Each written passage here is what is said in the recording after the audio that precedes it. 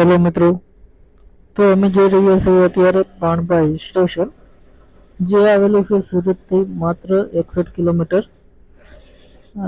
તમારી પાસે જો અડધો દિવસનો ટાઈમ હોય અને સુરતમાં તમે નજીકનું ફરવાલાયક સ્થળ શોધી રહ્યા છો તો બાણબા હિલ સ્ટેશન તમારા માટે બેસ્ટ છે. તો ચાલો આગળ જઈએ આપણે કે શું શું આવે છે ત્યાં અને કઈ રીતનું વાતાવરણ છે. રસ્તામાં અમને તાપી નદીનો બેટલો પુલ જોવા મળ્યો. ત્યાંનો નજારો આપણે જોઈએ તો ખૂબ જ સુંદર નજારો હતો અને ત્યાં પણ જવાલાયક છે. તમે જોઈ રહ્યા છો પુલનું નિર્માણ થઈ રહ્યું છે અને એકદમ બેટલો પુલ છે. ત્યાં પણ અમને બહુ જ મજા આવી. ત્યાંના પહેલા ગેટે અમે પ્રવેશ કરી રહ્યા છીએ. અત્યારે અમે પહેલો ગેટ પાર કરી ચૂક્યા છીએ અને અંદર જઈ રહ્યા છીએ. એક ડુંગર ત્યાંથી અમને દેખાઈ રહ્યો છે, તો ચલો આગળ જઈએ.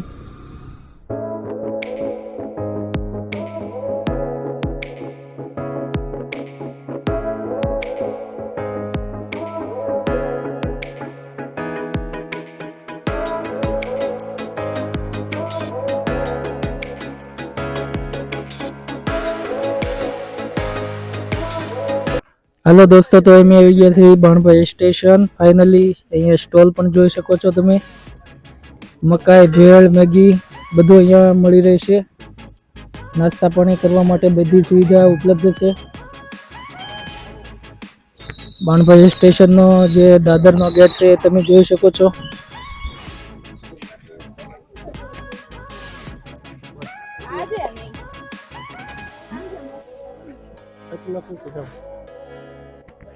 અહીંના જે ડુંગર પર ચડવાના જે દાદર છે એ કેટલા દાદર છે ફાઇનલી તો ખબર નથી, પરંતુ 200 થી 250 હોઈ શકે છે.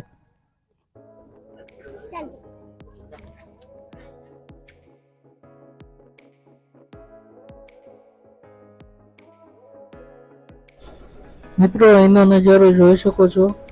સાપુતારા જેવો જ અહીંનો નજારો જોવા મળી રહ્યો છે. અહીંયાનો ઠંડો જે પવન આવી રહ્યો છે અત્યારે, અને અમે લગભગ 50 દાદર ચડી આવીશું. અહીંયા થોડો થાક લાગેલો છે, થોડો રેસ્ટ કરવા માટે ઊભા રહ્યા છીએ વચ્ચે. હલો મિત્રો, તમે બધા ઇન્સ્ટામાં જોયું હોય છે, બાણબા વિશે બધા જાણ્યું થઈ છે. અમે બાણબા આવી ગયા છીએ બધા ઓલરેડી. અમે 3 ફ્રેન્ડ છીએ, એક પાછળ આવ્યું આવે છે અને એક કેમેરામેન છે. બાણબા આવે તો બહુ મજા, પણ દાદરા એવો છે ને, થોડાક દાદરા છોડો ને એટલે તમારા કિલોમીટર થઈ જાય પૂરા. અમારા આ ભાઈને ઓલરેડી જો પૂરા થઈ જ ગયા છે, તમે જોઈ શકો છો પાછળ આવ્યું આવે છે. હવે અમારે કેમેરામેન થાક્યા છે. તો ગાઈસ, ફાઇનલી અમે પહોંચી ગયા છીએ બાણબા હિલ સ્ટેશનની ઉપર. ગાઈસ, અહીંયાનો નજારો તમે જોઈ શકો છો. જબરદસ્ત પવન આવી રહ્યો છે यहाँ पे.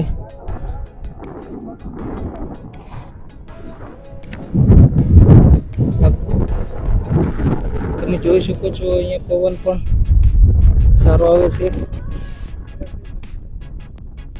અહીંયા કોઈ મંદિર પણ આવેલું છે, કયું છે આપણને ખ્યાલ નથી.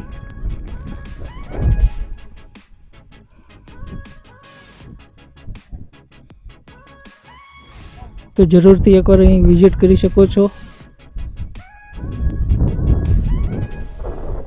અહીંયાનો સુંદર નજારો જોવા તમે જરૂરથી એકવાર વિઝિટ કરો. અહીંયા તમે સામે જોઈ શકો છો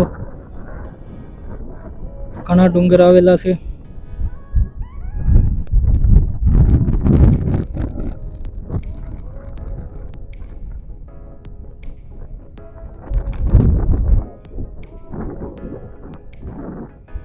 થેન્ક યુ ગાઈઝ. આવા અવનવા વિડીયો જોવા માટે અમારી યુટ્યુબ ચેનલને સબસ્ક્રાઈબ કરો, લાઈક કરો, શેર કરો. Thank you.